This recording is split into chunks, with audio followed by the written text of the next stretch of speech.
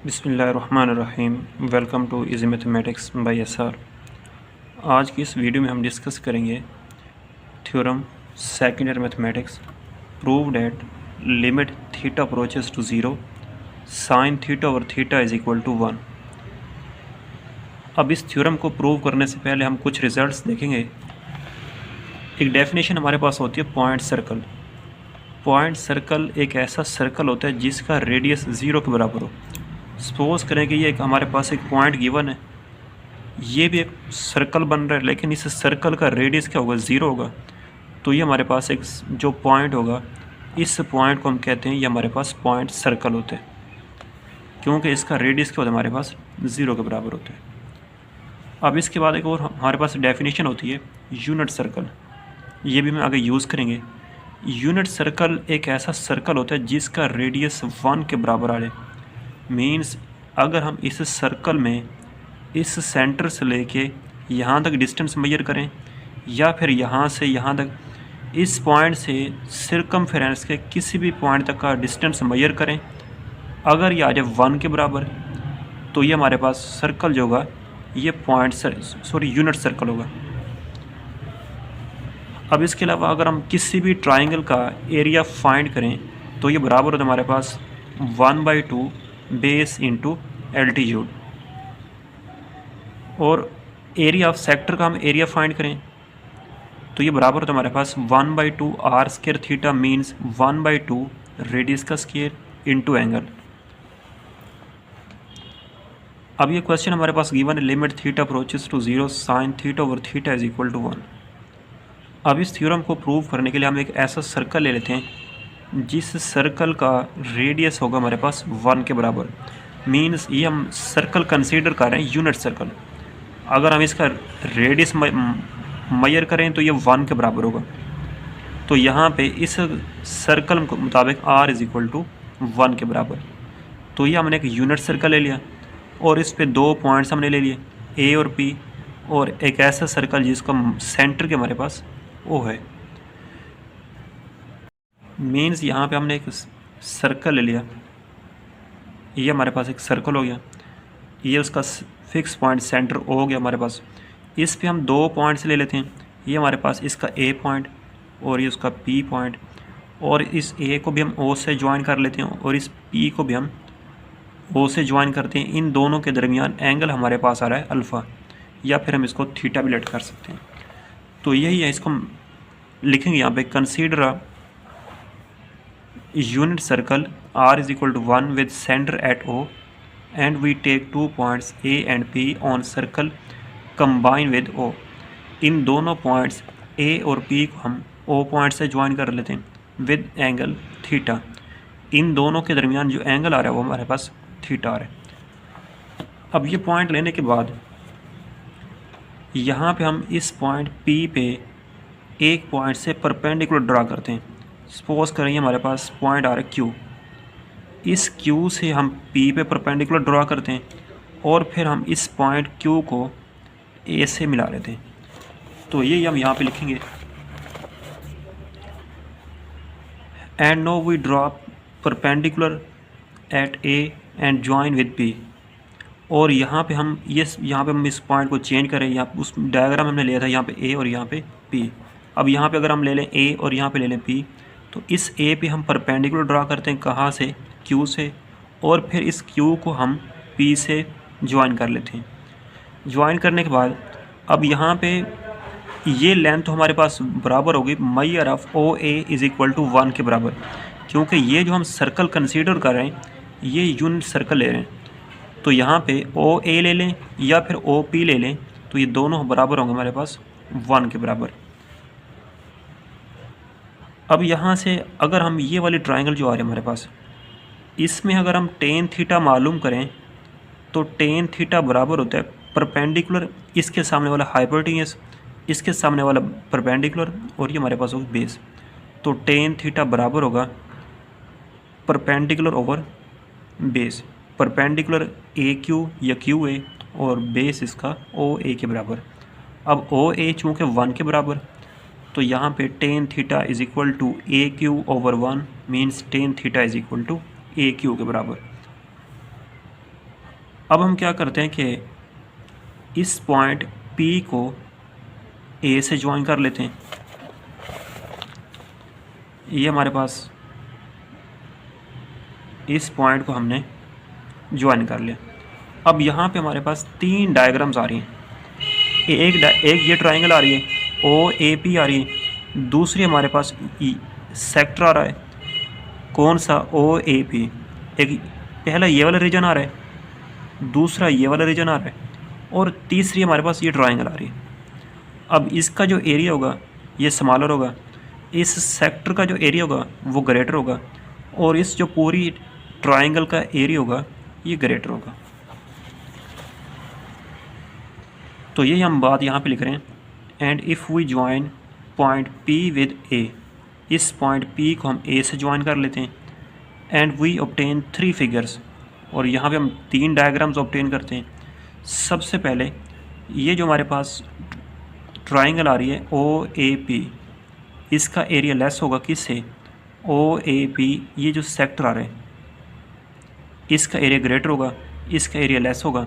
फिर ये जो ट्रायंगल आ रही है OAQ, इसका एरिया ग्रेटर होगा।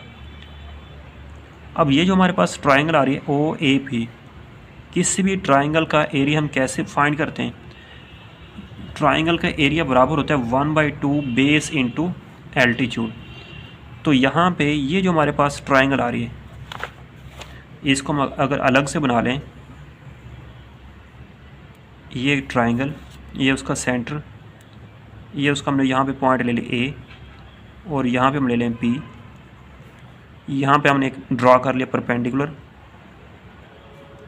और फिर हमने इस पॉइंट को इससे मिला लें, और इस पॉइंट को हम कहते हैं ये हमारे पास पॉइंट Q है। अगर हम इस पॉइंट P को A से मिलाएं तो हमारे पास 3 डायग्राम्स आ रही हैं। एक ये वाली ट्रायंगल आ रही है, इनके दरमियान एंगल्स थीटा आ रहे हैं।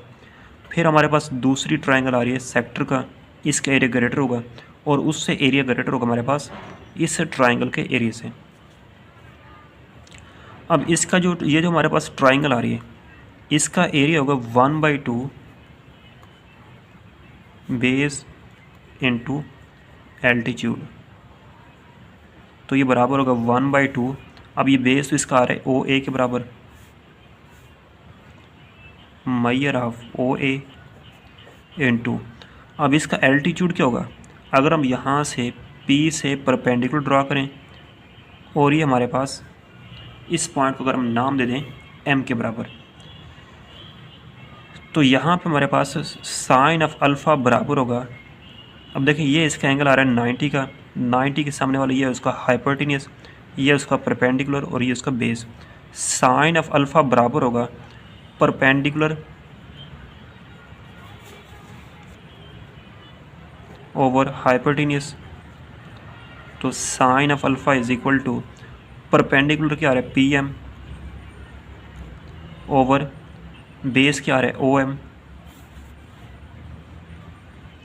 अब ये बेस OM इसको हम इस तरफ लेके आते हैं, PM इज इक्वल टू,